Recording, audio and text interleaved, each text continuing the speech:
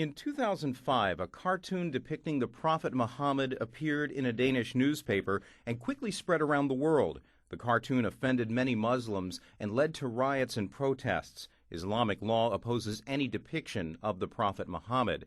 Now that very cartoon is stirring up a new controversy. Yale University has removed the cartoon from the soon-to-be-released book, The Cartoons That Shook the World, fearing retaliation from Islamic extremists.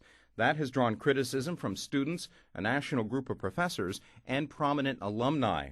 Joining us by phone to talk about the cartoons is Joseph Cumming. He's the director of the Yale Center for Faith and Culture Reconciliation, which promotes understanding between Muslims and Christians. Good morning.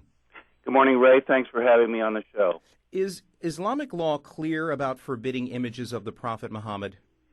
Well, certainly Sunni Islamic law, which is for the large majority of Muslims in the world, is very clear, and Shiism also inclines that way. But I think it's important to understand about these cartoons that what outraged Muslims is not just that they depicted the Prophet Muhammad, but that they depicted him in a deliberately insulting way. That is, these were cartoons deliberately calculated to insult the feelings of the Muslim world. Yeah, they had his turban actually looked like a bomb. It had a little wick at the end that was lit. That's right. They were depicting him as a terrorist. Now, many in the West think the cartoon that appeared in the Danish newspaper was, basically an excuse for Islamic extremists to inflict violence and destruction. Is this particular cartoon offensive to all Muslims? Certainly, these cartoons are extremely offensive to all Muslims. And Muslims have been deeply, deeply hurt by them.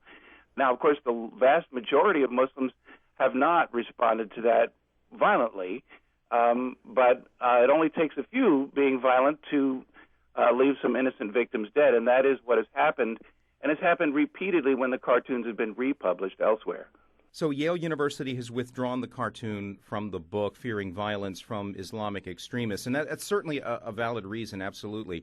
But are there other good reasons why this cartoon should not be published? I think it's important to be clear, we're not so much worried about violence being committed against us as we are violence being committed against innocent villagers in Nigeria or Pakistan or elsewhere around the world. We could take it on ourselves to put our own lives at risk, but we don't feel free to put other innocent people's lives at risk.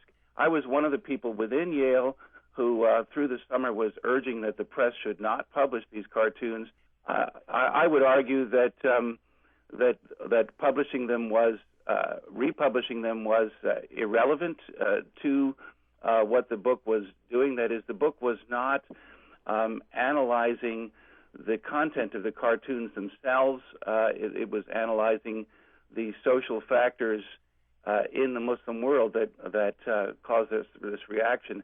The cartoons, of course, are widely available on the Internet. Anybody who just wants to Google Danish Muhammad cartoons will immediately see many copies of images of it. So that was not providing the public with anything new to reprint them in this book and insult the Muslim world again.